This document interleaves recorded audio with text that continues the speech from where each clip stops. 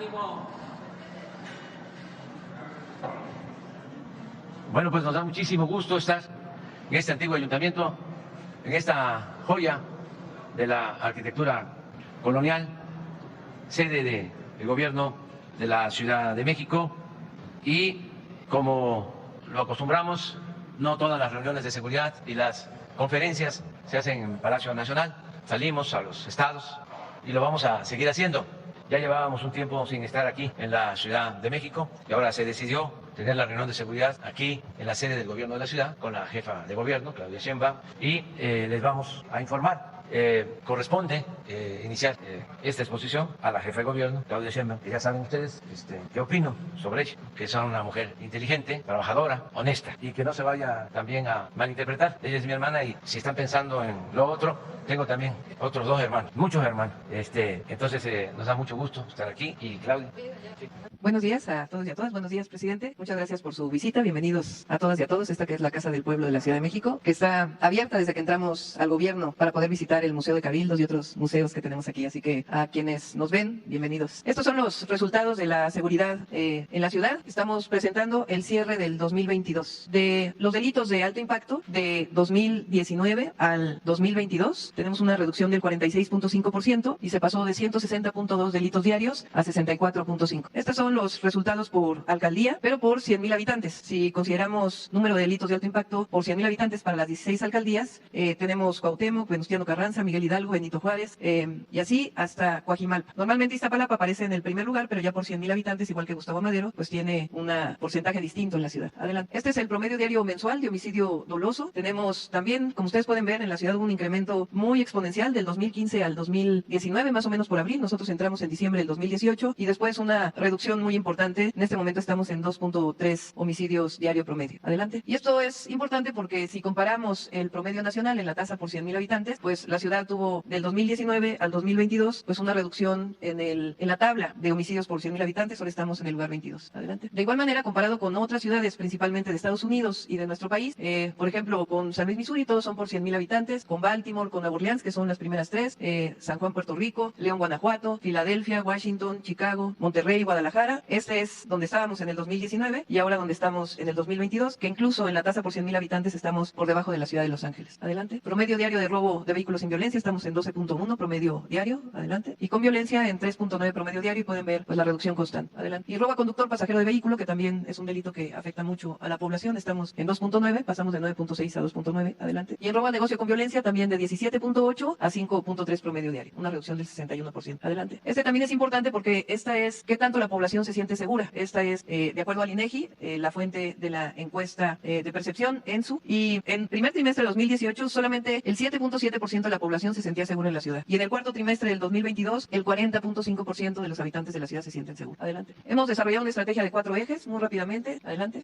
Pues coincidimos con la política del gobierno de México, del presidente, que lo más importante es atender a las causas. Y aquí podemos ver lo que se invierte desde el gobierno de México en la ciudad, en los programas sociales, que hoy la mayoría son derechos en la Constitución. 35,183 millones de pesos invirtió el gobierno de México en pensión para adultos mayores, 1.2 millones, 1.263.000. Somos la entidad que más adultos mayores tiene en el programa. Las becas Benito Juárez, Jóvenes Construyendo el Futuro, y la beca universal para preparatoria. Y nosotros en la ciudad damos una beca universal a niños y niñas que van a escuela pública, y el programa La Escuela es Nuestra, que lo damos desde la ciudad a todas las escuelas públicas, conjuntamente cerca de una inversión de 50,000 millones de pesos en programas sociales en el 2022. Adelante. De igual forma, además de las universidades Benito Juárez del presidente, nosotros hemos hecho 2 universidades, el Instituto de Educación Superior Rosario Castellanos, la Universidad de la Salud, que conjuntamente tienen casi 40,000 estudiantes, 6 preparatorias más y diversos programas de atención a polígonos en donde hay mayores delitos y atendemos a los jóvenes y a las familias. Y este programa, que es Sí al Desarme, Sí a la Paz, que inició la secretaria Rosa Isela cuando estaba en la ciudad, que cambiamos armas por dinero. Adelante. Que de hecho es un programa que inició el presidente cuando fue jefe de gobierno. Este es un programa de iluminación que llamamos Senderos para Mujeres Libres y Seguras. Ya son 710 kilómetros iluminados en la ciudad con inversión de 1,100 millones. Adelante. Hemos recuperado y creado 16 parques nuevos, que también es fundamental para la integración familiar y la disminución de los delitos, en la atención a las causas, el Parque Ecológico de Xochimilco, Gran Canal, etcétera. Y a la policía de la ciudad, pues hemos hecho un esfuerzo por profesionalizarla. Quizá lo más importante es el incremento salarial de la policía en 45%. Este año vamos a dar 9% más y todos los programas de carrera policial, profesionalización y combate a la corrupción. 302 elementos de la Secretaría han sido detenidos en flagrancia por estar vinculados con el crimen. Adelante. Y el trabajo de coordinación con la Fiscalía, han sido desarticuladas 228 células delictivas. Adelante. Y esto es importante, lo recupero de la Fiscalía General, aunque por supuesto es autónoma. Han hecho un gran trabajo, pasaron de una eficiencia de 44.7 a 59.3. Adelante. Aún cuando disminuyó la incidencia, el aumento de la vinculación al proceso ha sido mayor. Adelante. Y también en las muertes violentas contra las mujeres, ha disminuido en 26% y ha aumentado en 194% la detención en feminicidios. Adelante. Las cámaras, pasamos de 15.000 cámaras a 72.208 cámaras. Adelante. Y aquí tenemos gabinetes de seguridad que dejó el presidente desde que fue jefe de gobierno y lo recuperamos. No solamente un gabinete diario, sino 16 gabinetes por alcaldía y 70 gabinetes en las coordinaciones territoriales. Y finalmente la coordinación con el Gobierno de México y la Guardia Nacional no solamente nos ayuda en la vigilancia en coordinación con la policía, sino en mucha labor social. Está en ferias de bienestar que tenemos en la ciudad, apoyo para vigilancia en transporte público y algunas otras acciones. Eso sería, presidente. Muchas gracias. Con su permiso, señor presidente, vamos a informar sobre la situación de seguridad. Adelante, por favor. Bueno, aquí tenemos la primera lámina con información de las 16 alcaldías que tiene la Ciudad de México, 9.2 millones de habitantes, en segundo lugar a nivel nacional. Y donde 3 de las alcaldías pues tienen o reúnen el 40% de toda esta población, de 3.7 millones de personas. En Iztapalapa está el 1.8 millones, en Gustavo Madero 1.2 millones y en Álvaro Obregón 0.7 millones de personas. Son las 3 alcaldías más pobladas. Adelante. Tenemos que en lo que es la asistencia de la jefa de gobierno a las reuniones de coordinación estatal para la construcción de la paz y seguridad, se han llevado del 19 de enero al 19 de enero del 22 al 19 de enero del 23, 234 sesiones en ese periodo, es un año. En todas ellas ha estado presente la jefa de gobierno, pues, dirigiendo las acciones, coordinando las acciones que se llevan en el ámbito de la seguridad para beneficio de los ciudadanos que habitan esta Ciudad de México. En cuanto a los delitos que se presentan, aquí podemos ver la trata de personas. Esta es información, ahí pueden ustedes ver la gráfica, el acumulado anual, es de lo que se ha hecho de trabajo. Esto representa una coordinación estrecha entre la parte federal y la parte de la Ciudad de México, todas las autoridades trabajando en beneficio de la sociedad, esfuerzos coordinados importantes que han hecho que la tendencia de los delitos vaya hacia la baja. Aquí presentamos la información que tenemos de conformidad al Secretariado Ejecutivo, que es hasta noviembre, y en noviembre se presentaron 10 delitos de esta naturaleza, y en el acumulado anual llevan una tendencia hacia la baja. En el robo de transportes hubo 524 delitos en noviembre, también la tendencia es hacia la baja. Aquí, como mencionaba, se ve el trabajo que se ha hecho en esta ciudad en el ámbito de la seguridad. En el secuestro solamente 2 en noviembre, y aquí también se ven los números como han ido reduciéndose sustancialmente este delito. El robo de vehículos, 363 en noviembre, y de igual manera es la tendencia hacia la baja de conformidad a el acumulado anual. En la extorsión tiene 25 delitos registrados en noviembre, también su tendencia es hacia la baja. En robo a casa habitación, 310 delitos en noviembre, también la tendencia de igual manera reduciéndose hacia la baja. En homicidios dolosos, 75 homicidios en noviembre, tiene el 22 lugar a nivel nacional. Aquí vemos también cómo la tendencia va yendo hacia la baja, los resultados que se han tenido en base a esa coordinación que se tiene con todas las instancias de seguridad aquí en la Ciudad de México, les ha dado buenos resultados. Si reunimos todos los delitos de impacto para realizar una contabilización, pues tenemos 7.478 en noviembre, también su tendencia de igual manera es hacia la baja. Delitos también es considerando por cada 100.000 habitantes. Y adelante, en la siguiente lámina es homicidios dolosos por entidad federativa en todo lo que va de la administración. Lleva el 10º lugar, tiene 4.235 homicidios, a la media es 3.536. Y por cada 100.000 habitantes, estos homicidios dolosos en toda la administración, tiene el 22 lugar, como cité hace un momento, tiene 46 homicidios por cada 100.000 habitantes, cuando la media nacional es 98. Las alcaldías con mayor incidencia delictiva en lo que es homicidio doloso, robo de vehículos y narcomenudeo está Iztapalapa, Gustavo Madero, Cuauhtémoc y Venustiano Carranza. Estas 4 alcaldías, ahí está concentrado el 53% de estos delitos, pero lo que es Iztapalapa y Gustavo Madero son dos de las 3 alcaldías que tienen mayor número de personas.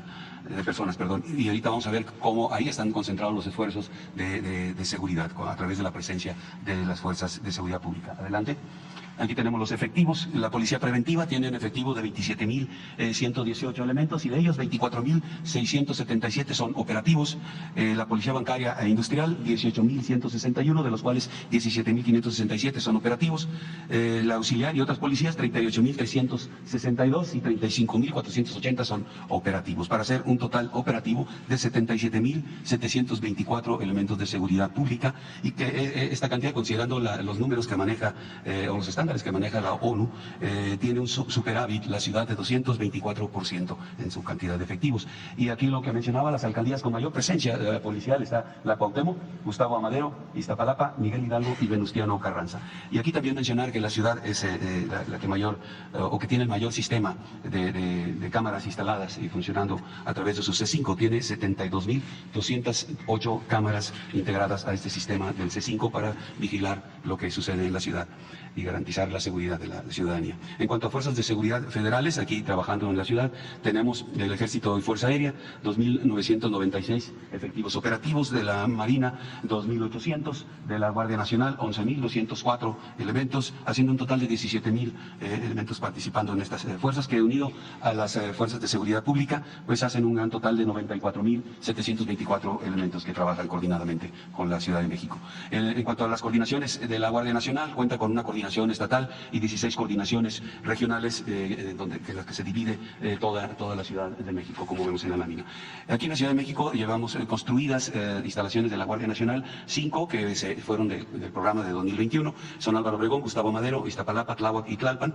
Del programa 2022 concluimos una en Azcapotzalco y tenemos otras 7 que están iniciando la construcción en este año. Teníamos ahí algunas dificultades que no pudimos iniciar lo rápido que queríamos, pero bueno, ya están en construcción estas otras 7, que son 2 en Iztapalapa, 2 en la Magdalena Contreras, una en Tlalpan, otra en Venustiano Carranza y otra en Gustavo Madero. Y para el programa de 2023 estarán consideradas 2 en Xochimilco. También se les asignaron por parte del Ejército una instalación en Álvaro Obregón para que también se tenga ahí al personal de la Guardia. En total, al final del 23 se tendrán 16 instalaciones desde donde opere la Guardia Nacional. En cuanto a asignación de recursos federales y estatales en materia de seguridad pública, para el 2023 el Fondo de Aportaciones para la Seguridad Pública son 677.7 millones de pesos, y para el fortalecimiento de municipios y demarcaciones territoriales 9.423.6 millones de pesos.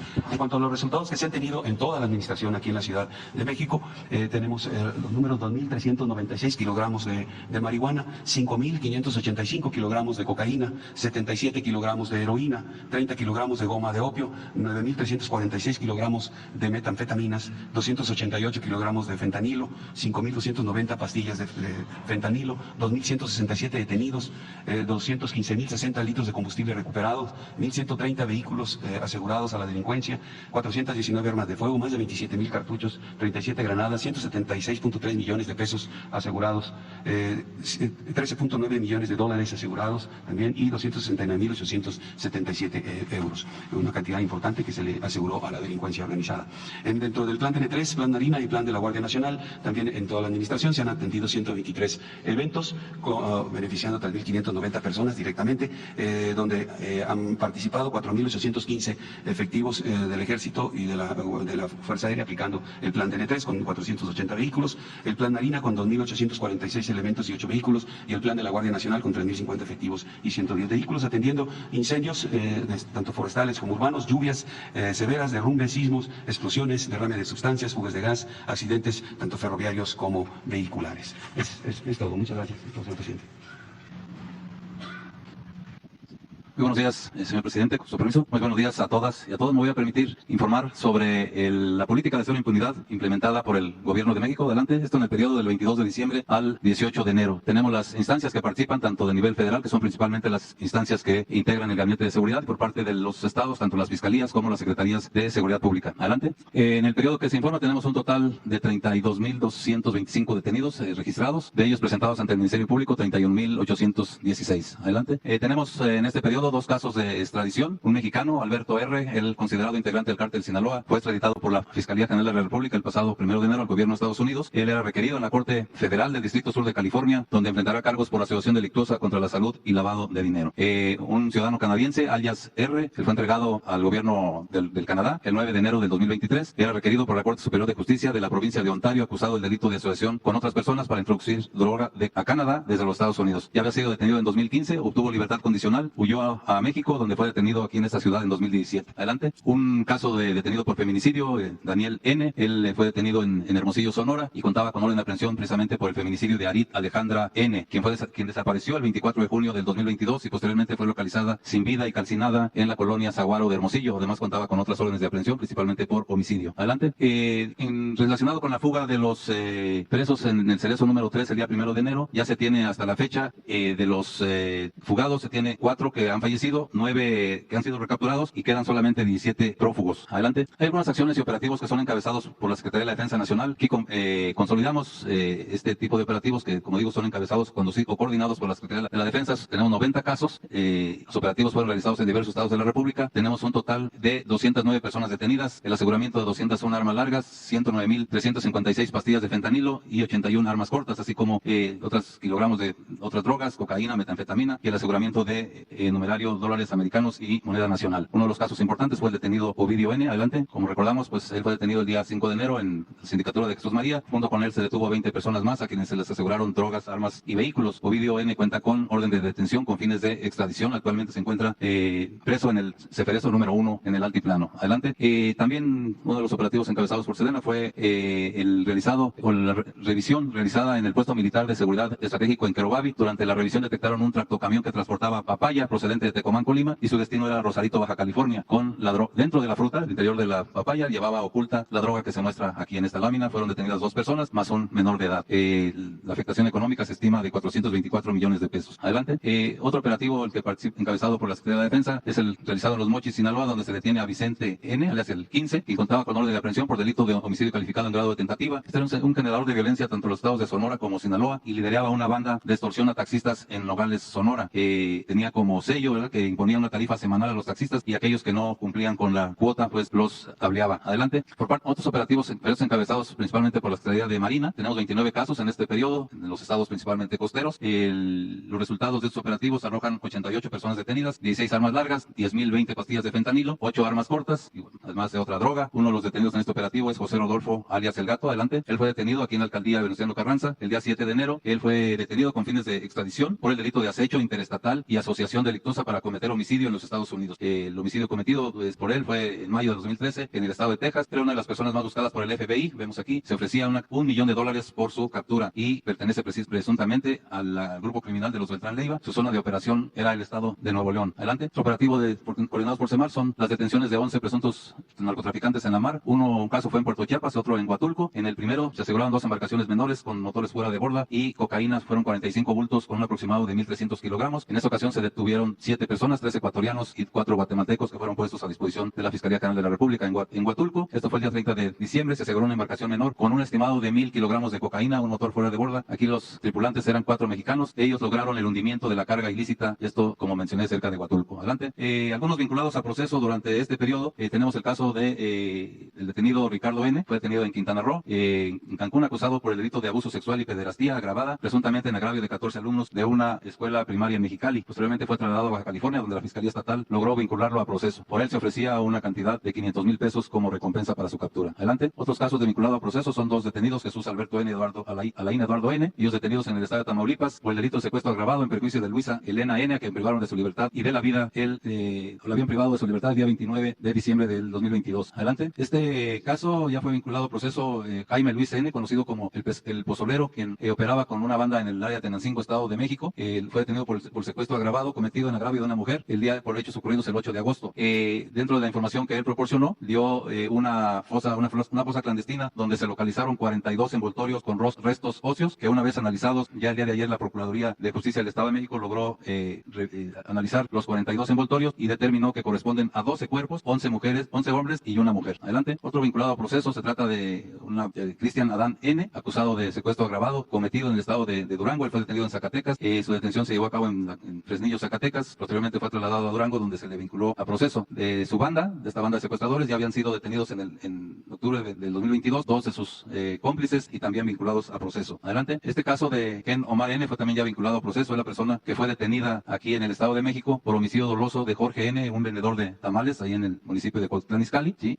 La Fiscalía General de Justicia del Estado de México logró reclasificar el delito de un homicidio culposo a homicidio doloso eventual, por lo que se logró su reprehensión y su vinculación a proceso. Adelante. En el caso de Devani tenemos un avance. Fueron vinculadas a proceso Ana Luisa N. y Elida Yurit N. por delito equiparable a falsedad en declaraciones e informes dados a una autoridad y encubrimiento. Ellas eran empleadas del Hotel Nueva Galicia, donde ocurrieron los hechos de desaparición de Devani. La Fiscalía General de Justicia del Estado de Nuevo León les comprobó que habían ocultado evidencia de video y habían mentido en sus declaraciones ante la autoridad. La medida cautelar en este caso es no podrán salir del Estado de Nuevo León durante el tiempo que dure su proceso. La Secretaría de Seguridad y Protección Ciudadana, así como la Comisión Ejecutiva de Atención a Víctimas del Gobierno de México, continúan atendiendo a los familiares de esta víctima. Adelante. Del grupo que organizó la agresión al periodista Ciro Gómez Leiva, tenemos la Fiscalía de la Ciudad de México logró vincular a proceso a 12 personas. Tenemos sus nombres, sus fotografías. ¿Sí? La mayoría son originarios de la Ciudad de México. El mayor es de 61 años, el menor de 23. De ellos, Héctor N. es el que está ubicado a la fecha como el que posiblemente fue el que accionó el arma de fuego en contra del periodista. Adelante. Como resumen, en este periodo tenemos detenidos por feminicidio un total de 68 personas. Algunos se muestran aquí en esta lámina. Son los estados en los que fueron detenidos. Y de ellos, bueno, además, tenemos 15 casos de sentenciados por feminicidio, en sentencias que van de los 70 a los 40 y 24 años en estos casos. Adelante.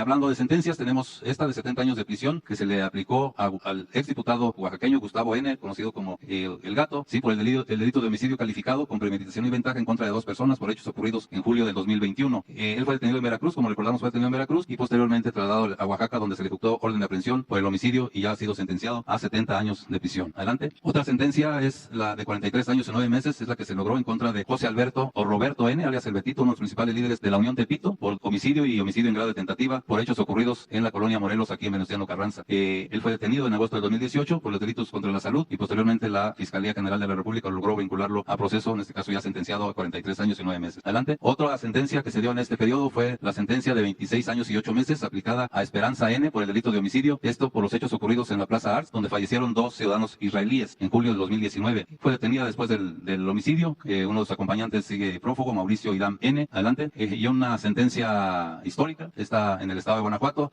contra Jesús Emanuel N., alias el Jordan. Él fue ahora integrante del cártel Santa Rosa de Lima, acusado del delito de homicidio cometido en agravio de 25 personas y homicidio calificado de grado de tentativa en contra de otras 5. Los hechos ocurrieron en julio del 2020 en un centro de rehabilitación o anexo en la comunidad de Arandas, Guanajuato. Pues recibió 29 años por cada homicidio y 14 por cada lesionado. Adelante. El día 22 de diciembre del 2022 fue publicado el decreto en el Diario Oficial de la Federación de la creación de la Comisión Nacional para la Atención del Delito de Homicidio Doloso. Esto para dar apoyo jurídico y táctico a las fiscalías en los estados con la finalidad de reducir las incidencias de homicidios principalmente. A la fecha ya ha participado esta comisión en algunos eventos que tiene como resultado 59 órdenes de aprehensión, 11 órdenes de cateo, 39 análisis y sugerencias jurídicas, así como 50 diligencias practicadas. Adelante. Por último, en cuanto a asesinatos de periodistas en el año 2022, del registro de 13 casos, se tienen ya 32 presuntos culpables detenidos o son buscados. De ellos 20 están vinculados a proceso, 5 se encuentran ya sentenciados. En enero a la fecha, afortunadamente no tenemos ningún caso de esta naturaleza. ¿Será cuánto, señor presidente?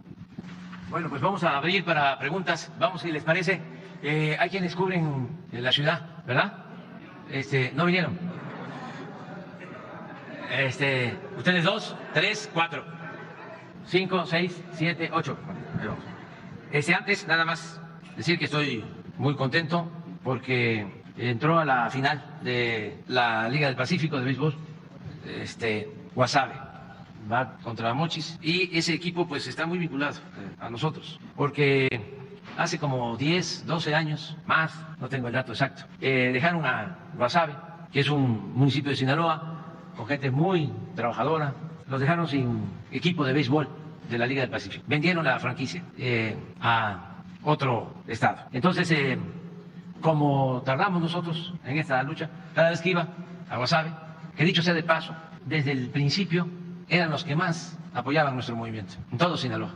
Y cada vez que iba, me decían, si ganamos algún día, lo único que le pedimos es que tengamos de nuevo un equipo en la Liga del Pacífico, un equipo de béisbol, que regresen los algodoneros de Guasave. Y bueno, pues ganábamos, pero como me dijo un campesino de Michoacán, ganaste, pero no saliste.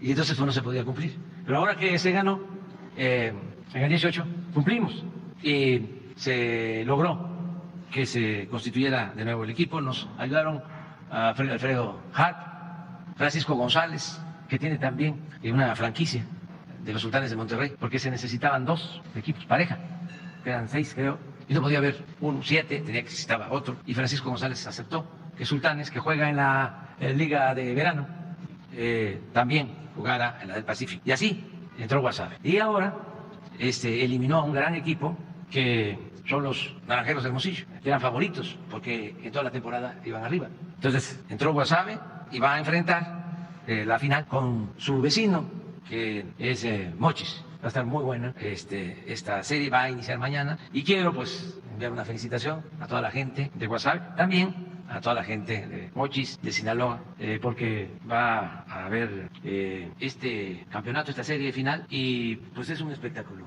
Como todos los deportes, ¿no? Lo que acaba de pasar con el fútbol, el caso del béisbol, del básquetbol, todos los deportes. Y tenemos que, además de ver el deporte profesional, el atletismo, el deporte de alto rendimiento, tenemos que ver la promoción. Se está haciendo, se están creando muchísimos campos, unidades deportivas, cientos de unidades deportivas en todo el país, campos de fútbol, canchas de básquetbol, campos de béisbol, para tener como opción el deporte y lo personal, pues hacer ejercicio. Es muy bueno, ayuda, es medicina preventiva. Entonces, mandar este mensaje a la gente de Sinaloa y de Guasave en particular. Ahora sí, empezamos sobre el tema del béisbol. Buenos días, señor presidente.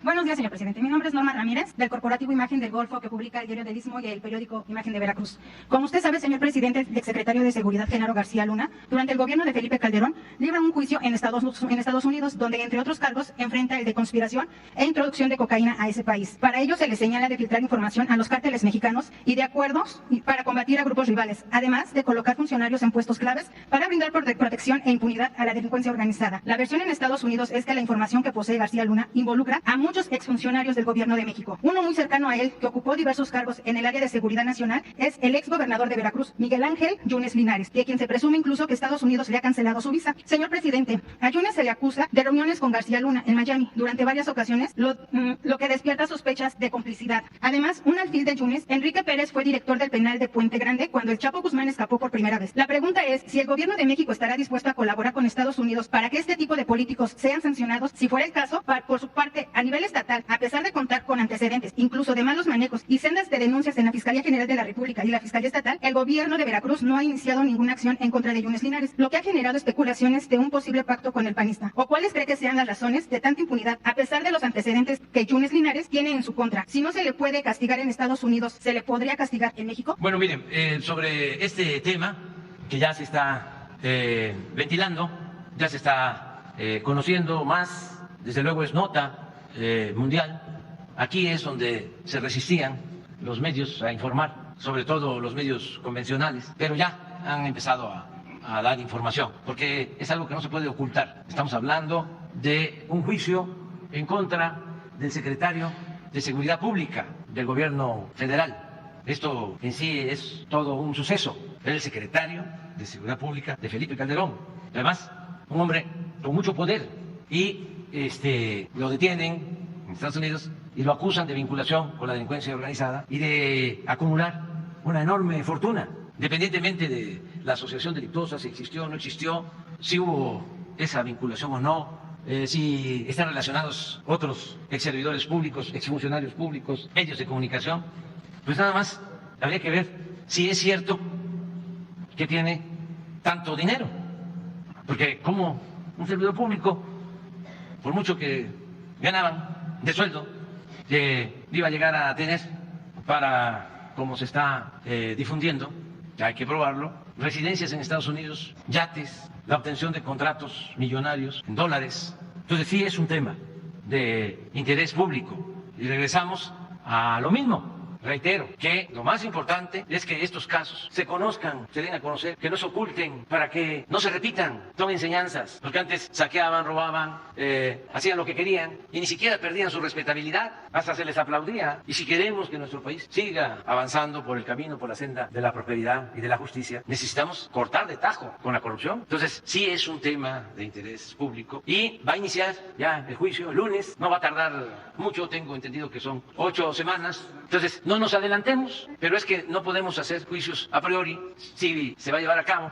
un juicio, desde luego es en Estados Unidos, se tiene que analizar el contenido de las pruebas, los que van a participar de testigos, tengo entendido que son muchos, y el jurado en Estados Unidos está integrado por ciudadanos. Entonces, a partir del lunes, que se esté informando, porque sí hay manera de saber cómo se va a llevar a cabo este proceso y que todos estemos informados. Yo cada vez que pueda les voy a estar aquí informando a ustedes, pero fundamentalmente a la gente, porque ustedes, ese es su oficio, ese es su trabajo, que les voy a informar. Ustedes son los que me informan a mí, pero sí a la gente, que todos conozcamos sobre estos casos. Y esperemos a ver qué va a resultar de las acusaciones.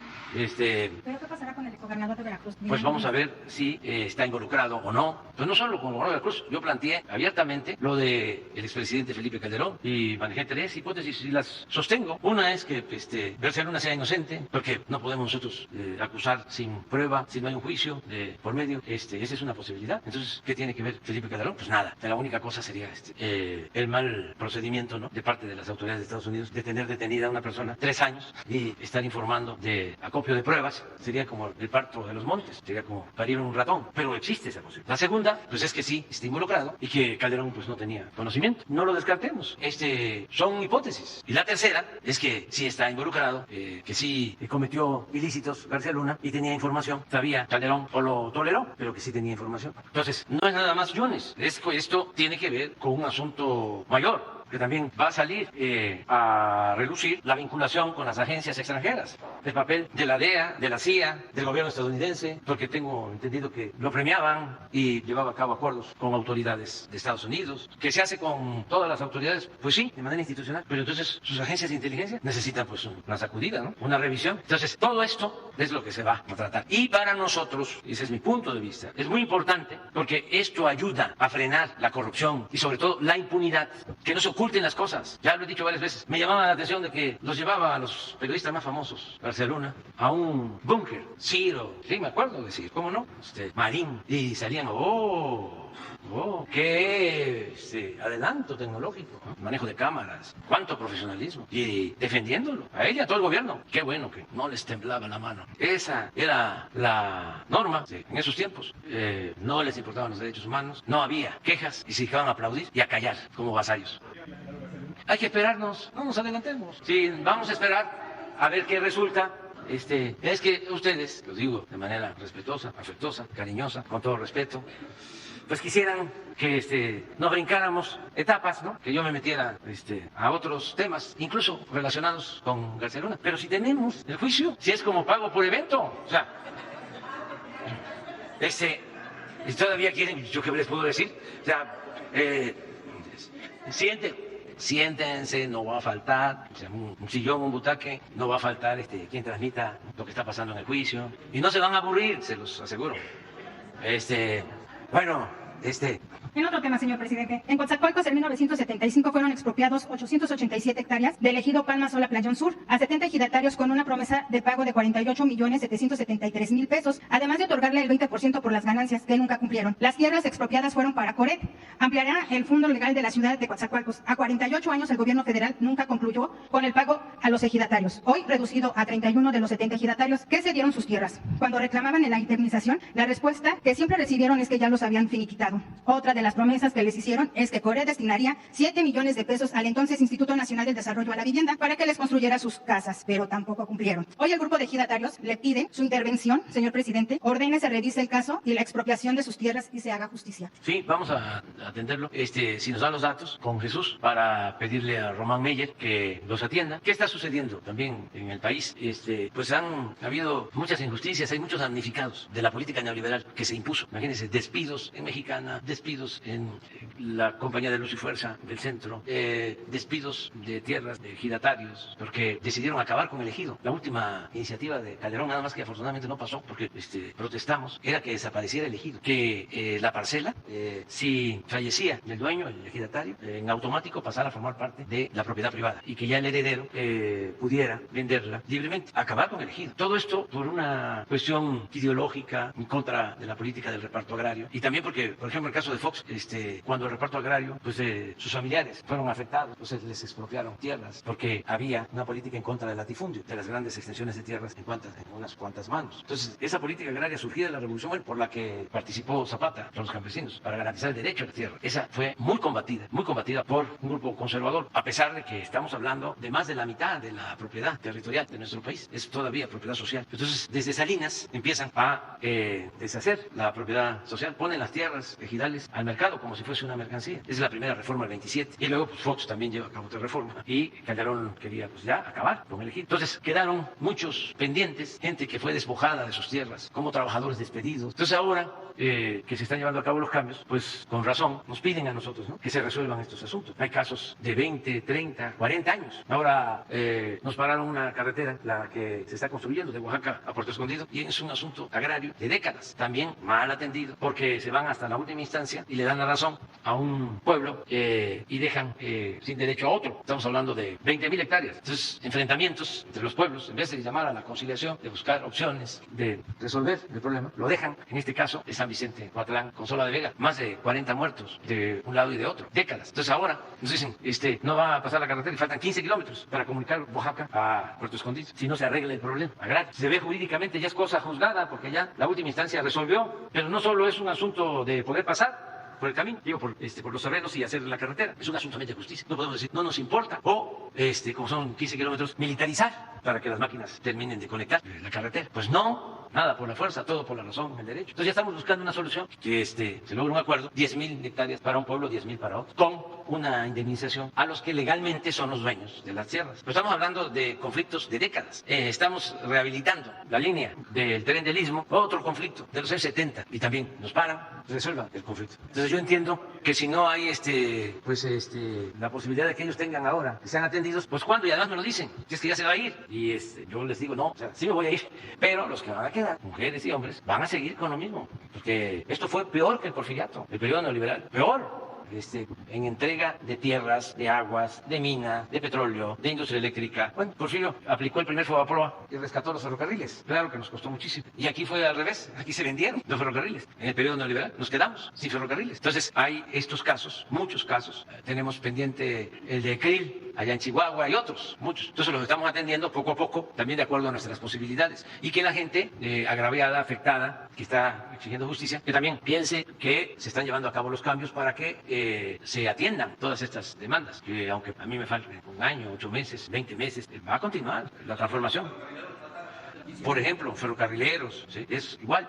Sí, igual, tenemos una lista y vamos a ir resolviendo. Ok, señor presidente. Existe una problemática que afecta a la industria de autotransportes de carga federal. Las consecuencias y irregularidades de grúas y corralones que tienen como objetivo atender los incidentes de transporte de carga fomentan la corrupción en todas las corporaciones que debieran estar al servicio de los usuarios y ciudadanos. En general, las elevadas y verdaderamente abusivas tarifas que aplican tienen como resultado que en la mayoría de los casos no se levanten las carpetas de averiguación correspondientes, porque resulta más conveniente arreglarse con el policía o con el oficial en sitio que levantar la averiguación. ¿Existe alguna estrategia o plan serio para erradicar esta práctica que daña a uno de los sectores más importantes de la economía? Sí, corresponde a los estados, todo lo relacionado con el tránsito en las entidades federativas. Y en lo que tiene que ver con las carreteras federales, se está llevando a cabo una renovación de la antigua Policía de Caminos.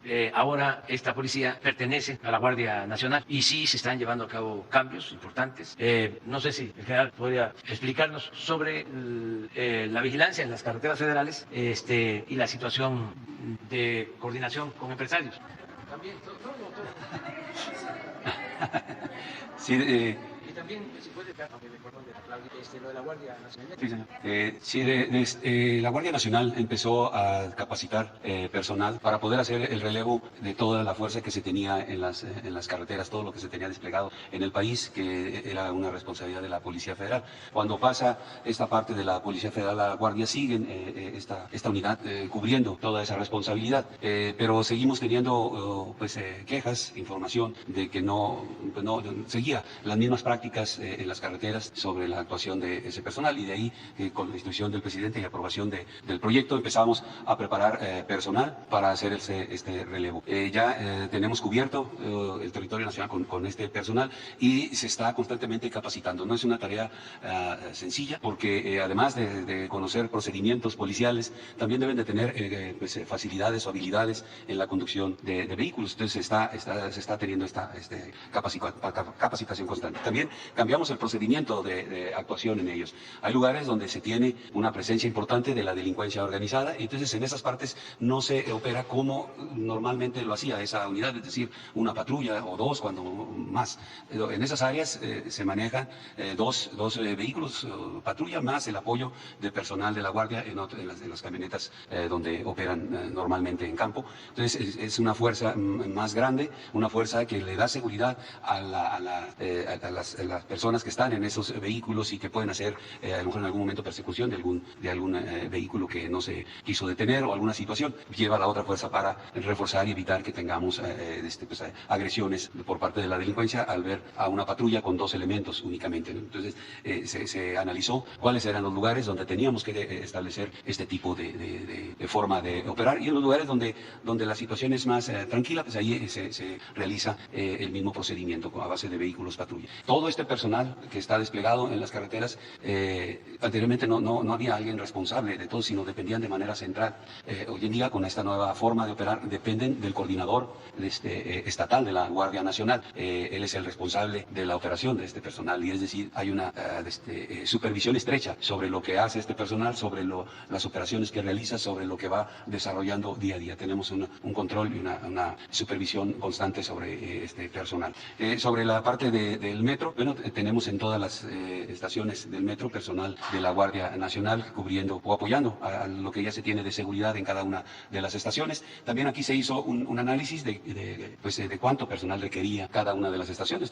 Ustedes saben, tenemos estaciones pequeñas y otras que son de mucha actividad, muy grandes y con mucha afluencia de ciudadanos. Entonces, en base a ese análisis, se fue distribuyendo a la gente de la Guardia Nacional y se desplegaron casi 6,000 elementos en todas las estaciones.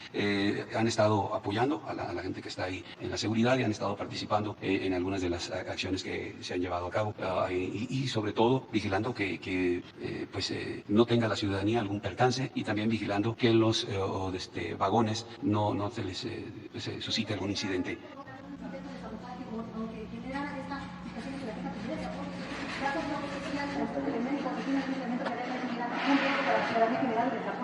Lo que se detectó, y ese fue el origen precisamente de la coordinación con el gobierno de la ciudad, es que hubo muchos eventos que se fueron presentando en las diferentes estaciones, eventos que no eran normal que se desarrollaran, eventos que salían de la parte normal de operación de estos del metro, no eran cosas que por el mantenimiento, por la falta de mantenimiento se tenían que presentar. Hace unos días se mostró unos videos donde se veía algunos pernos que no había manera de que se pudieran desprender si no era con la mano del hombre ahí realizando alguna actividad. Entonces ese fue el motivo por el cual la jefa de gobierno estableció coordinación con el Gabinete de Seguridad y solicitó el apoyo, y el señor presidente nos dio la instrucción de coordinarnos, analizar y determinar cómo podíamos proporcionar este apoyo, y esa es la manera que lo estamos haciendo, con la presencia de la gente ahí en las estaciones, también pues generando alguna condición de seguridad para todos los que emplean. Y el señor presidente hace unos días también informaba de una encuesta que se hizo a los usuarios del propio metro, a la gente que pues, emplea esto para ir a su trabajo a laborar, y bueno, las personas que participaron en esta encuesta, pues todos estaban de acuerdo, casi el 80% de que estaban de acuerdo en que la Guardia Nacional tuviera esa presencia, generándoles estas condiciones de seguridad y apoyo a las autoridades que se encargan directamente de la seguridad del metro. ¿Listo?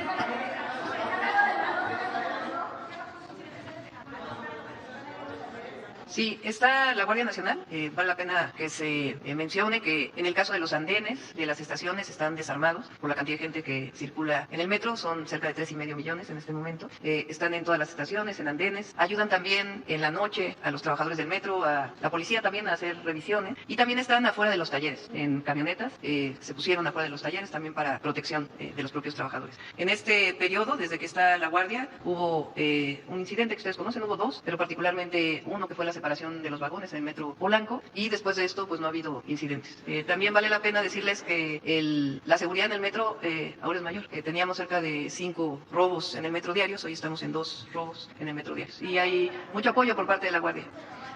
No, ya vamos a ir analizando y por ahora pues están presentes, agradecemos mucho. Y el otro tema importante que vale la pena comentarles, la Fiscalía pues sigue en las investigaciones, particularmente de 2 eventos. Esperamos que ya muy pronto nos den los resultados. Uno, el accidente que ocurrió donde falleció una joven y hubo heridos, y el otro es el de la separación de los vagones. Entonces se está investigando. Eso no tiene que contestar la Fiscalía. Sí. En este momento solamente afuera, ya se verá si se requiere más.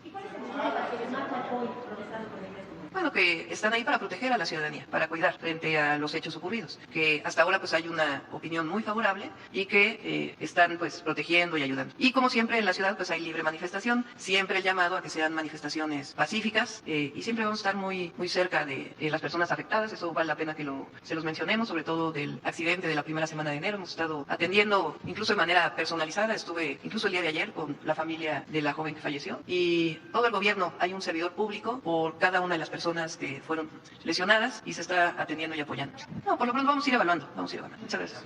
Gracias. Miren, es importante lo de la Guardia, ¿no? Porque los conservadores, que son muy autoritarios, represores, hablábamos de que aplaudían la guerra que desató Calderón y los medios callaban como momias. Ahora hablan de militarización, los que desataron la militarización. Además, se les olvidó a los comunicadores famosos, a Ciro, a Loé de Mola, entonces, de que había consigna de rematar a heridos en enfrentamientos, de que había masacres, y es muy sencillo de exponer, de probar. Hay que ver nada más los índices de letalidad en los enfrentamientos. Están que aumentó el número de homicidios. Cuando llegamos, sí, ya va para abajo, porque nos dejaron hasta arriba, precisamente por esta política absurda, inhumana, represora. Eso vale la pena. Pero como decía el maestro Monsi, la única doctrina de la derecha es la hipocresía. Se rasgan las vestiduras. Miren, Calderón, estos son los índices de letalidad. Agresiones en el 11 a las Fuerzas Armadas, 1076. Fallecidos, 1412. Heridos y detenidos en esas confrontaciones o esos enfrentamientos, 1127. Más muertos que heridos y detenidos. Eso es lo que sucedía. Mátalos en caliente. Es el porfiriato. Es el telegrama que mandó Porfirio Díaz a Mier y Terán, que era el gobernador de Veracruz, porque hubo un levantamiento a favor de Lerdo, que había sido desterrado, y en Alvarado unos rebeldes habían tomado una embarcación, y Mier y Terán, que era su gran amigo, para tener una idea, fue el que recibió la Ciudad de México cuando, mediante la fuerza, Porfirio Díaz tomó el poder y expulsó al presidente Lerdo de Tejada, que se fue al exilio, allá murió en Nueva York. Bueno, los lerdistas entregaron la presidencia a Porfirio Díaz a través de su amigo Mier y Terán, que era un hombre de absoluta confianza. Entonces, luego, como hombre fuerte, se va a Veracruz. Esa es la historia del telegrama. Y le informa y le dice, hay esta sublevación, y hacen una redada. No solo controlan a los de el barco, sino van a buscar a supuestos opositores y los fusilan a todos, porque la orden era deténlos y mátalos en caliente. No decía así tan exacto, pero era así, se empezó a conocer, mátalos en caliente. Pues ese, miren, lo nuestro, de 22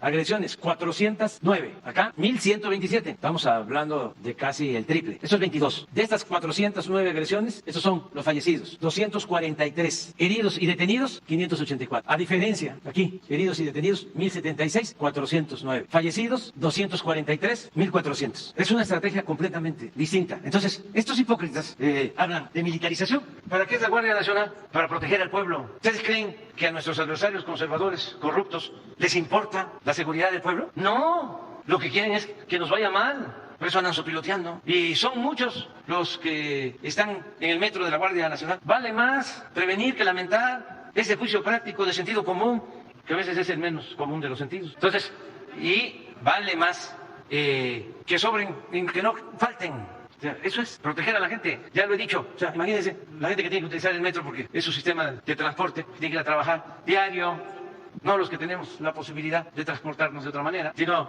los que necesitan el metro. Vivir con la psicosis de que puede haber un accidente, porque es lo que están escuchando de Ciro y es lo que están escuchando de Loret de Mola y de todos los conductores de radio y de televisión y los periódicos. Bueno, no todos. Siempre hay honrosas excepciones, pero eso ya lo saben ustedes. No tengo que estarlo repitiendo, pero de todas maneras lo voy a estar repitiendo. Hay honrosas excepciones, no generalizan. Pero la inmensa mayoría, pues lo único que difunden es eso. Entonces vamos a seguir protegiendo a la gente.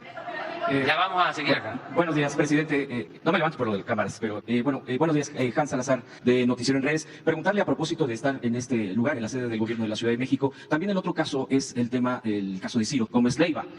Ya aquí el subsecretario ha mostrado incluso los detenidos, el número de detenidos al respecto. También aquí la jefa de gobierno de la Ciudad de México, la doctora Claudia Sheinbaum, también ha informado. Y aquí hay mucha expectativa respecto no solamente de los autores materiales, sino también autores intelectuales que hay detrás. ¿Hay avances al respecto? ¿No hay? ¿Cuál es el punto en donde estamos ahorita en ese caso? Se sigue avanzando y es algo que nos importa mucho esclarecer, porque es grave, es un caso grave. Porque imagínense que se hubiese consumado este atentado, se hubiese cometido un crimen, la campaña de desprestigio en contra del gobierno, aparte de que estamos hablando de la pérdida de una vida humana, que eso es lo más importante, pero también tiene una connotación política, es un asunto de Estado. Entonces, por eso di instrucción a fondo en la investigación y se ha avanzado y ya hay detenidos y ya se tiene información sobre las características de este grupo, que son desde luego gente dedicada a actividades ilícitas, y estamos buscando llegar a autores intelectuales, porque estos fueron los que operaron, ejecutores, pero ¿quién fue el que ordenó? ¿Y quién dio el dinero? Porque todo esto se hace pagando, y saber qué propósito, por qué lo hicieron. Entonces estamos trabajando en eso y queremos no quedarnos solo en los detenidos hasta ahora, aun cuando no es fácil llegar a los autores intelectuales. Nosotros estamos buscando mecanismos y lo planteo abiertamente. Nosotros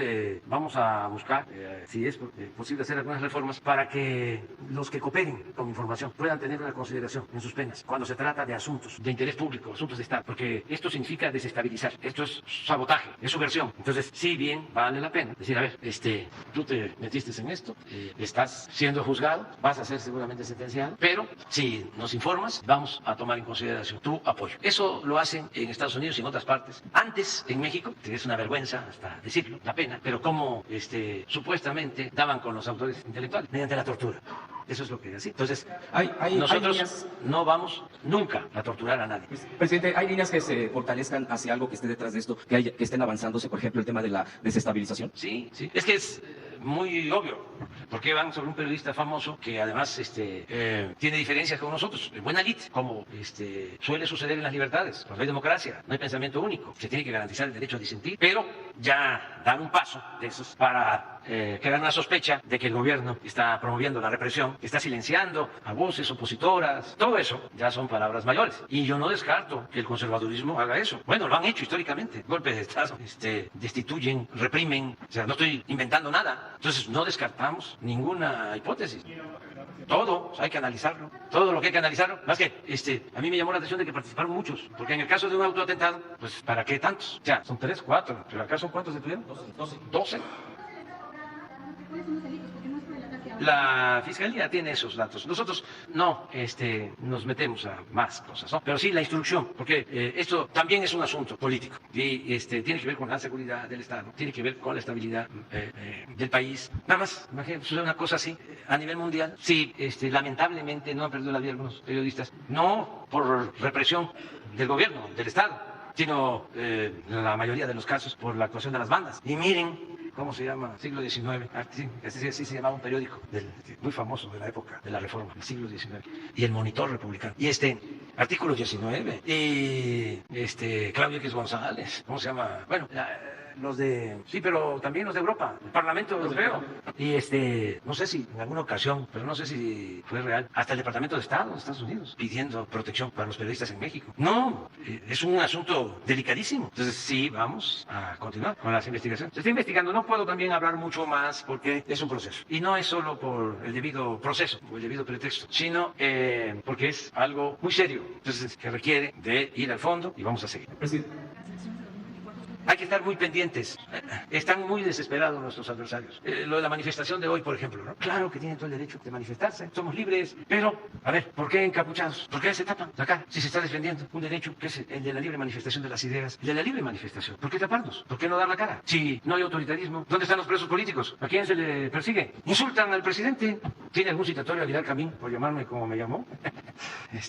Y todos los demás, bueno, hasta los médicos que han deseado de que yo me desaparezca. Uno que pidió ahí, ponle más dosis, y ahí está tranquilo, y ojalá y viva feliz, y yo no odio, ni tengo enemigos, no quiero tenerlos, tengo adversarios, yo creo en el amor al prójimo. Entonces, ¿para qué se tapan? Y también lo otro, se los he dicho, ¿qué ganan solo que haya mano negra, que no sea con buenas intenciones? ¿Qué ganan con usar martillos y picos y sopletes y destruir todo? ¿Quién va a estar a favor de esa causa? ¿Por qué no se da la cara y se aplica la no violencia, que es una estrategia de lucha que da resultados?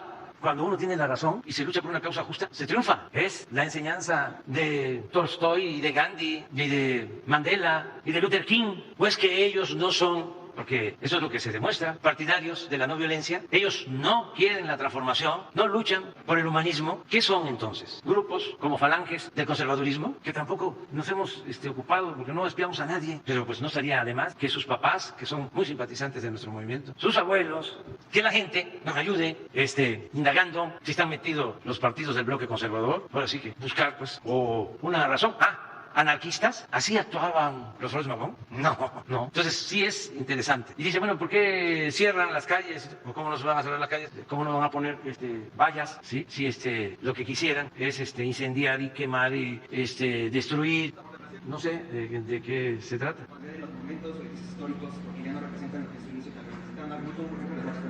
Pero, por ejemplo, eso es un tema interesante.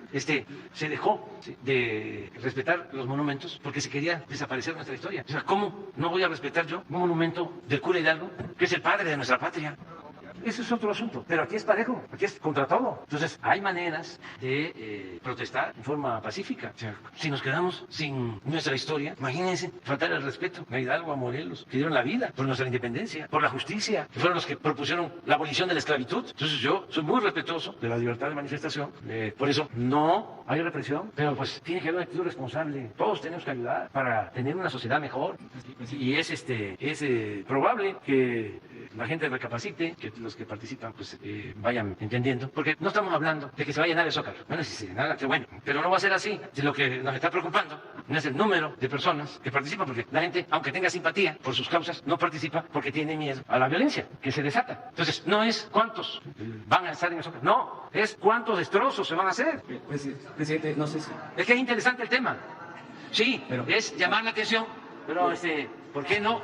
¿Por qué no se van casa por casa, como lo hacíamos nosotros? Se suben al metro con volante, ¿sí? Y dicen a la gente, está muy mal el metro, ¿sí? Y nos vamos a manifestar pacíficamente. Claro, eso requiere trabajo, son muchas fatigas. Entonces, llenan el Zócalo, pues es nota internacional. Pero no queremos ir a entregar volantes porque pues eso cansa, fatiga. Mejor vamos a quemar un edificio, vamos a destruir. Y una cosa que me llama la atención, ¿cómo hay medios, como arroz en todos estos actos? Cuando lo del metro, que hubo una protesta de unos jóvenes, veía yo lleno de medios.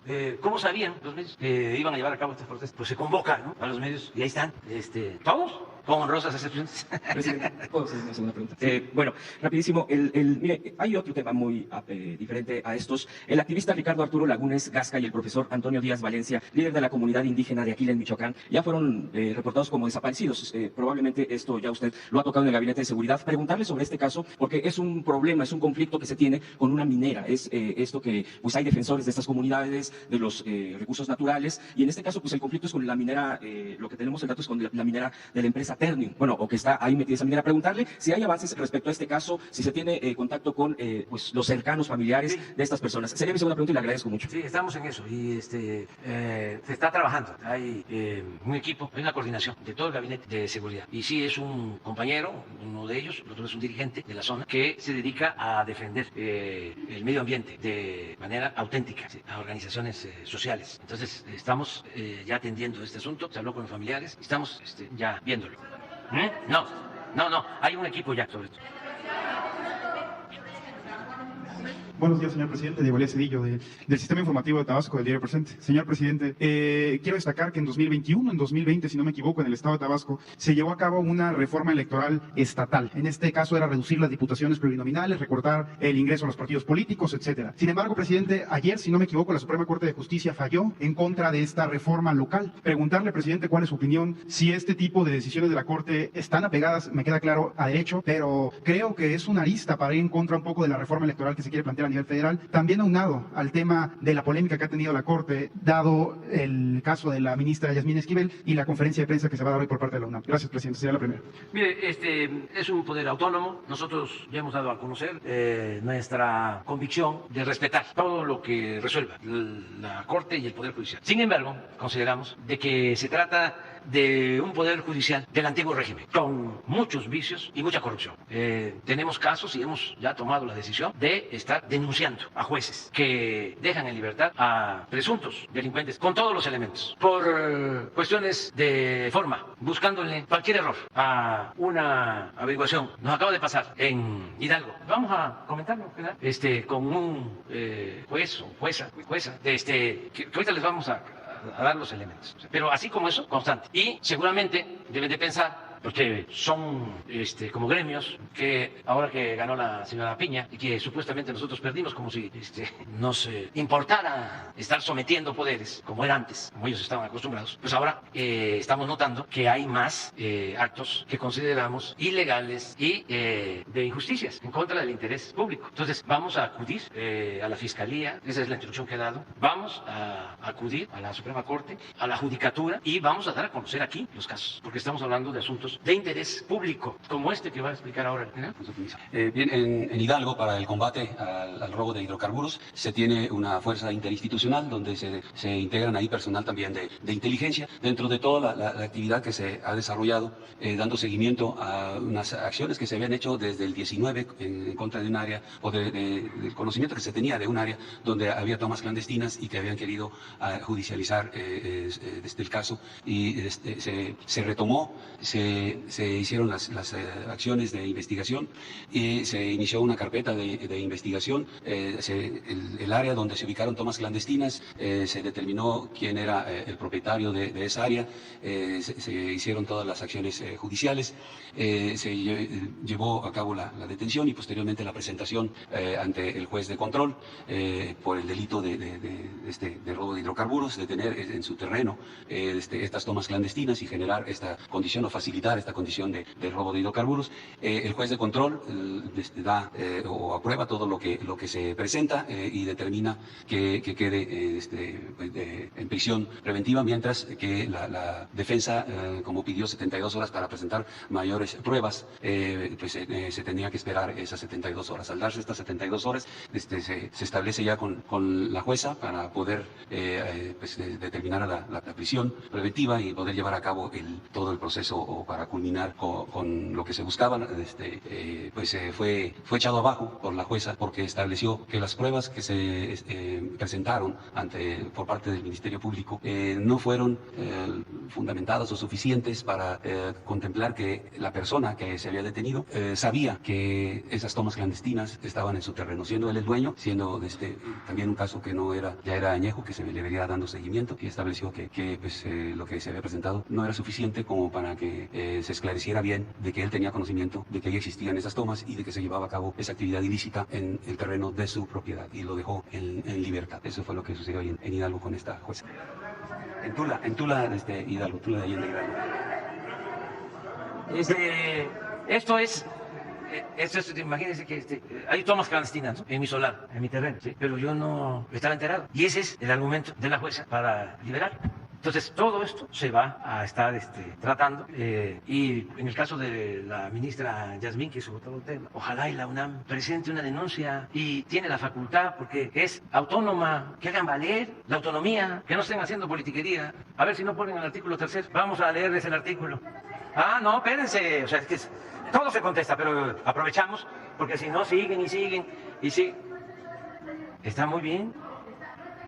Está muy bien, Alejandro Germanero está haciendo su trabajo, pues como todos necesitamos, a veces alguna reparación, ¿no?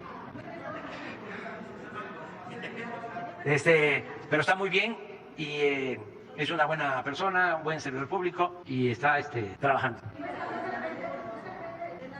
¿Cómo? No, pues imagínense eso. A ver, ¿quién dijo eso?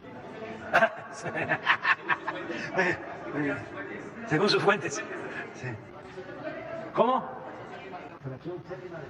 Da pena leerle el artículo. Bueno, las universidades y las demás instituciones de educación superior a las que la ley otorgue autonomía tendrán la facultad y la responsabilidad de gobernarse a sí mismas. Realizarán sus fines de educar, investigar y difundir la cultura de acuerdo con los principios de este artículo. Ya, lo demás es respetando la libertad de cátedra, de investigación y de libre examen y discusión de las ideas. Pero los esenciales tendrán la facultad y la responsabilidad de gobernarse a sí mismas. Ese es el artículo 3, la autonomía. Entonces, ¿para qué le andan buscando tanto? Si ya hicieron el procedimiento que corresponde, ya llevaron a cabo pues una investigación donde tienen derecho a participar todos los involucrados en el caso. Y el consejo de la universidad o la instancia que decide, porque es una universidad autónoma, resuelve de que existe una irregularidad, un delito y que de acuerdo a la Constitución lo que procede es presentar una denuncia, judicializar el caso para que la instancia competente, ya una vez que resuelva, y si dicen que hubo plagio y por lo mismo, de conformidad con las normas establecidas, se debe de cancelar esta licenciatura, pues entonces sí, la Secretaría de Educación Pública recibe del Ministerio Público la solicitud para cancelar el registro de profesiones. Ese es el procedimiento. ¿Para qué le dan tanta vuelta? Pues que lo digan, que no hay delito, y pero que salga el rector. Ah, qué bueno, o sea, qué bueno que ya, ¿sí? Pero que dejen de estar haciendo politiquería. Eso no conviene, eso afecta a la universidad, a nuestra alma mater. Eso no ayuda. Está bien que tengan problemas con nosotros, algunos ahí, los que pertenecen al bloque conservador, como siempre, más a partir de que la UNAM secundó el modelo neoliberal, pues está bien, pero es una institución importantísima. Además, hay muchos alumnos y maestros académicos que no coinciden con la derechización de la UNAM. Muchos. Esto de que Narro esté ahí de dirigente opositor y que se haya ido de delegado del PRI de Ecatepec la vez pasada, terminando su mandato como rector de la UNAM, matraquero del PRI, ¿no? Y ahora sigue igual con lo de la pandemia, hay todos juntos en contra de nosotros. Y ahora con esto, ojalá ya se resuelva y que actúen con autonomía. Nosotros no nos vamos a meter a la vida interna de la UNAM, para nada, que esa es otra cuestión que se debe tomar en cuenta. Siempre se metía el gobierno en la UNAM, siempre, a quitar rectores. Por eso, pues hay que recordar a Barrosierra y a don Pablo González Casanova, y yo creo que hasta ahí me quedo. Bueno, otros también. Gracias, presidente. Y aunado también a sus actividades del día de ayer, publicó que visitó el bosque de Chapultepec, puntualmente lo que es el complejo cultural Los Pinos, la remodelación de este complejo. Preguntarle, presidente, si esta es la primera ocasión en la cual usted visita la exresidencia de los presidentes de México, ¿cuál en todo caso sería su opinión al darse cuenta de aquellos fastuosos pasillos que implicaban la residencia de Los Pinos? Y también, presidente, aprovechando el tema del bosque de Chapultepec, en el inicio de la primera sección del bosque, donde está la Puerta de los Leones, se encuentra un monumento que fue construido por Felipe Calderón para celebrar el bicentenario de la independencia, la famosa Estela de Luz. Yo recuerdo, presidente, que cuando usted, bueno, cuando era joven, más aún, pero cuando estaba más chico, recuerdo que usted comentaba que lo iba a nombrar el monumento a la corrupción por el inmenso costo que tuvo en el sexenio de Calderón. Entonces, presidente, preguntarle, aunado a la remodelación que va a tener el bosque de Chapultepec, ¿tendría contemplado todavía hacer algo con la Estela de Luz, ya sea renombrarla, remodelarla, no sé, pero o quitarla, porque es un monumento que ofende a las y los mexicanos el costo en exceso que se tuvo en el sexenio de Calderón? Bueno, sobre este último ya dejarlo así, ya la gente juzgó, el pueblo juzgó, y pues ya cada vez que pasan por ahí se dan cuenta, pues ya, ¿para qué la quitamos mejor? Que se quede. La maestra crítica Raquel Tibol, le puso la suavicrema. Ya murió la maestra, que en paz descanse.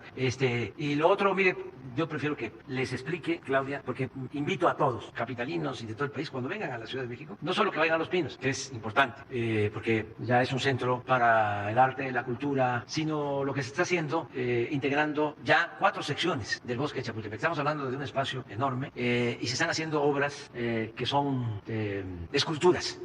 Ese puente que se inauguró ayer es una escultura de Gabriel Orozco. Es espléndido, muy bello, muy bello. Es para disfrutar. Entonces, pero quien sabe más. Claro. Ayer hicimos un recorrido, no entramos a Los Pinos, sino afuera. O sea, lo que se inauguró ayer no está en el Centro Cultural Los Pinos, sino que está afuera. Por primera vez, la primera y la segunda sección del bosque de Chapultepec se conectan. No se conectaban por Los Pinos, porque pues era seguridad nacional y no podía haber una comunicación entre ambas secciones. Cuando Los Pinos se convierte en la Casa del Pueblo, se entrega al Pueblo de México, que administra la Secretaría de Cultura del Gobierno de México, Alejandra Frausto, entonces ya podemos cruzar de la primera a la segunda sección. La primera es justo donde está la Puerta de los Leones, y entonces este puente, que llamamos Calzada flotante fue diseñado por Gabriel Orozco. Tiene estos círculos que son muy característicos de Gabriel. Inicia en la entrada de Los Pinos y cruza a la segunda sección. Y después, en la segunda sección, se han rehabilitado diversas fuentes, una calzada, y llegamos a lo que es el Centro de Cultura Ambiental. Es una obra de arte también, que es bellísima, es un medio círculo, y adentro es un museo, que tiene, en la mitad del museo, es un museo pequeño, pero el lugar quedó muy bello, tiene lajas en el techo, y la mitad del museo es sobre temas ambientales, cambio climático, agua, y la otra mitad es sobre la historia cultural de Chapultepec, que ahí se encontraron unas piezas arqueológicas que son del preclásico. Estamos hablando pues de cerca de 500 años antes de nuestra era, que es algo pues único porque está estudiando el Instituto Nacional de Antropología, porque puede cambiar mucho de la historia, como siempre son estos descubrimientos arqueológicos. Y también está la biodiversidad de Chapultepec. Entonces, ayer invitamos al presidente a visitar estas dos áreas, pero el proyecto Chapultepec Naturaleza y Cultura consta de 11 nodos culturales, y particularmente la cuarta sección del bosque de Chapultepec, que antes era una instalación militar, fue donada a la Ciudad de México, y ahí, además de poder visitar lo que era la antigua fábrica de armas, se está construyendo una segunda cineteca, además de la cineteca que está en Coyoacán o en Benito Juárez, se está construyendo una segunda cineteca, se está construyendo la Bodega Nacional de Arte y muchas otras actividades. Por primera vez se va a poder conectar la primera, segunda, tercera y ahora cuarta sección, no solamente caminando, sino que se está haciendo un teleférico para poder ir de la primera a la cuarta sección, que le va a servir a quienes habitan en el pueblo de Santa Fe, que fue fundado por Vasco de Quiroga, y van a poder llegar al metro de la Ciudad de México, y además es un teleférico turístico. Es realmente todo lo que se está haciendo es pues muy bello. Entonces los invitamos porque ya está abierto la calzada flotante y el Centro de Cultura Ambiental. Lo de Durango es no, sigue esto. Es una detención, ¿no? ¿Lo puedes explicar? Sí, ahora lo explico. Y ya, yo ahora basta. Espera, no, nada más para lo de Durango. Porque no queremos dejar nada sin responder. Bien, en Durango, desde la madrugada de hoy, se inició una operación para detener a un operador financiero del grupo delictivo de los Cabrera Sarabia, afín al cártel del Pacífico. Están fuerzas de tierra, también apoyo aéreo. Continúa la actividad, se está desarrollando en coordinación con la Fiscalía General de la República y otras instancias. Todavía seguimos en el proceso de esta operación para que, una vez concluyendo todo lo que se tiene que hacer en el domicilio donde se realizó esta actividad, se traslade al detenido donde establezca la Fiscalía General de la República. Sí, en el transcurso del día podemos dar más información, señor presidente, ya que pues, se haya concluido la operación, el traslado, la puesta a disposición, les podemos dar mayores datos. Sí, hay detenciones sobre este operador financiero. La operación iba enfocada a realizar esta actividad, sí. Sí hubo alguna agresión por parte de ellos. Tenemos el dato que hay un herido, pero no es grave de parte de la gente que inició la agresión hacia las fuerzas que estaban realizando la operación, pero no es de gravedad. Es en un brazo, al parecer. No, de las Fuerzas Armadas no tenemos nada, de las demás autoridades tampoco, no hay herido.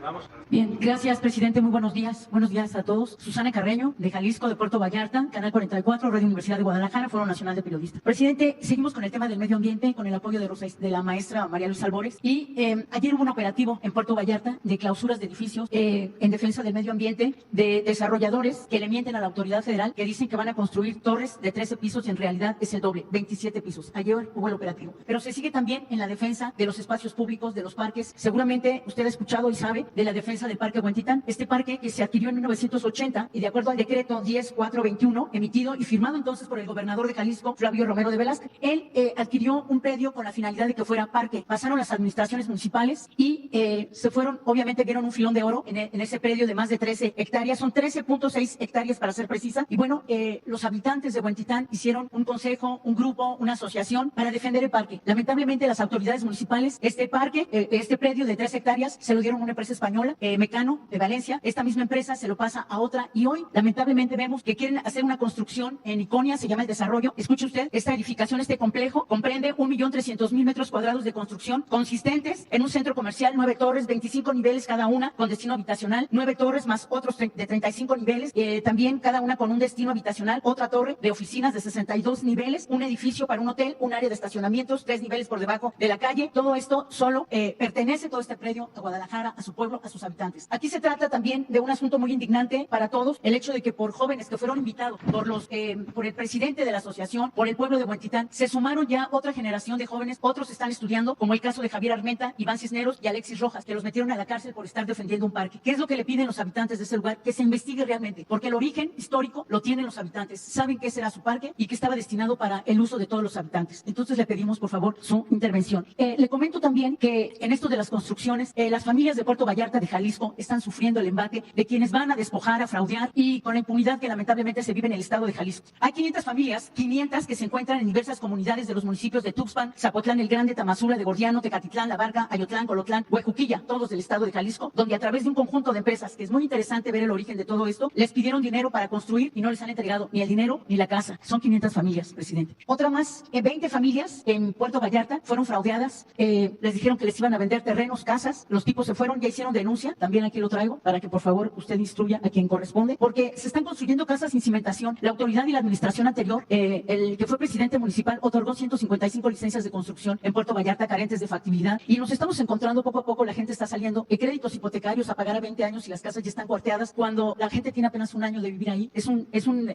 crimen contra las familias que esto esté sucediendo. También aquí tengo todos los expedientes, los elementos y finalmente comentarle dos casos. Uno que tiene que ver con una familia de Guadalajara, una familia, son dos personas de la tercera edad que lamentablemente son víctimas de un familiar que fue subsecretario de Gobernación en la época de Felipe Calderón y que pues abusando del poder, abusando lamentablemente de toda esa fuerza y los contactos políticos que él tiene, secuestrando prácticamente el Poder Judicial en el estado de Jalisco y debido a la corrupción ejercida, esta familia también, no quiero decir el nombre, pero si quiere se lo digo, también está solicitando su intervención. Son dos personas ya de la tercera edad que son víctimas del abuso de poder, la impunidad que impera en el estado de Jalisco. Muy bien. Mira, vamos a pedirle a Rosa Isela, es la secretaria de Seguridad Pública y Protección Ciudadana. Y sí, mi respeto. Me están brindando los mecanismos de protección. Le agradezco mucho a Rosa Isela, también ya tuve la oportunidad y desde luego a usted, presidente. Gracias por preguntar cómo estoy, gracias por la protección que se me viene dando. Se lo agradezco. Platicas con Rosa Isela de todo y te Sí, ayudamos. también está un caso que le voy a comentar de los ejidatarios del Zapote, los están extorsionando. Bueno, son muchos casos, pero aquí todo está documentado. ¿Lo de Zapote es lo del aeropuerto? Sí, les están pagando, pero en cuanto supieron que recibían dinero, se lo comento a la secretaria. Muy bien. Muchas gracias, presidente. Vámonos ya a desayunar. Vamos a desayunar. Me da muchísimo gusto que terminemos la semana. Nosotros vamos a gira, vamos a la supervisión del Tren Maya. Me voy ahora y vamos a regresar hasta el domingo por la tarde. Vamos a todo el recorrido. Vamos toda la ruta. Es que lo digo aquí y luego pues ya no podemos terminar bien. Y es que nos faltan, pues este año tenemos que inaugurar el Tren Maya en diciembre. Entonces, por eso, cada 15 días voy a estar allá viendo no solo lo del Tren Maya, tenemos otras obras que tenemos que supervisar. ¿Sí? En esta semana se dio el caso, se dio a conocer una nueva orden para el tramo 5 de otro grupo ambientalista que propone. Bueno, me presento. Janet Galindo del Grupo Transmedia La Chispa. Esta semana se dio a conocer de nuevo otra orden de detención para el tramo 5 del Tren Maya. Un amparo. En esta semana usted mismo también tocaba el tema de todos los beneficios que va a traer el tren. Al darse a conocer este nuevo amparo, los ambientalistas claman, de hecho, hasta una actriz llama a la doctora Müller para que interceda para detener esto. Su marido es muy necio. Esto en un momento dado no detiene las obras, no va a frenar, se va a continuar con el proyecto tal y cual está. No, ya se resolvió todo. Deben de haber otras solicitudes de amparo, pero ya se han declarado la mayoría improcedentes. Fueron muchos amparos y ya tenemos pues libre todo el tramo. Ahora es la construcción, ¿no? de las vías, la electrificación de las vías, el tendido de los rieles, que hay que tenerlos bajo techo porque se oxidan. En fin, pero nos queda mucho trabajo. Mucha gente está ayudando. Quiero decir que las empresas están cumpliendo, las empresas encargadas de la construcción de todos los tramos, la Secretaría de la Defensa, los ingenieros militares, todos, hay campamentos, y es una gran obra. Yo les dejaría de tarea, a ver, ayúdenme, a que se investigue dónde hay una obra así en el mundo. Ya, sé que de carácter ferroviario no hay en ninguna parte. Hay un tren que están construyendo en un país importante, pero son 750 kilómetros. Y esto es nada más, el Tren Maya son 1.554 kilómetros. Aparte, toda la rehabilitación, como de 1.000 kilómetros más, de Palenque a Coatzacoalcos, Salina Cruz, Ixtepec a Ciudad Hidalgo, hasta Tapachula, límites con Guatemala. Mi propósito, mi deseo es que dejemos pues más de 2.000 kilómetros de trenes, de pasajeros. Y muy definido el proyecto para continuar. Por ejemplo, el tren Ciudad de México-Querétaro. Ya la carretera de Querétaro está saturada. Muchísimos accidentes, mucha pérdida de tiempo. Entonces, ahí hay posibilidad. Querétaro y lo que fue la capital del ferrocarril en un tiempo, San Luis Potosí. Pero bueno, eso ya va a quedar hacia adelante, pero es un medio de transporte necesario de pasajero y para la carga. Podríamos continuar con eso. Y ahora vamos a la supervisión del tren. Ojalá y lo que dices del amparo, porque no tenía yo información, no sea tan grave, porque ahora voy a eso, que no sea parar, porque se pierde tiempo. ¿Eso sobre eso? Sí. Bueno, vamos a ver. Hicieron perdón. Este es sobre un caso que se le trató hace 2 años de una denuncia. No sé si se le pueda entregar este caso a Jesús. Ok, gracias. Es una denuncia sobre una persona a la que le están, le hicieron trabajos, pero esta persona está pidiendo la intervención de usted. A esta persona ya la atendieron hace 2 años y están pidiendo de nuevo la intervención para que revisen su caso, porque su caso ya lo pasaron a nivel federal. Entonces, quería esta persona ver si puede tener la intervención. ¿Reconciliación? De usted tener reconciliación, sí. No sé si con la licenciada Rosa Isela o con quién lo podría tratar. Con Jesús y Okay, que nos ayude. okay. Luisa María. Ok, perfecto. Muy bien. Gracias. Nos vemos. Mucho gusto. Muchísimo gusto verles, como siempre. Le vamos a pedir un día de estos. Hay una periodista muy profesional que yo respeto mucho, que viene aquí todo el tiempo y no pregunta, nada más informa, ¿no? Sí, cumple con su responsabilidad. Le vamos a pedir que haga una pregunta, ¿no? Sí. Ahí se los dejo de tarea. No se los voy a dejar de tarea. Es Carmen. ¿Cómo ven que hay una pregunta? Sí. O sea, no solo una pregunta, como una entrevista aquí, para usted. No, un día. ¿Sí? Sí. La primera entrevista que voy a dar. Para todo. Es periodista la señora. Pero aquí viene cualquiera, no hay problema.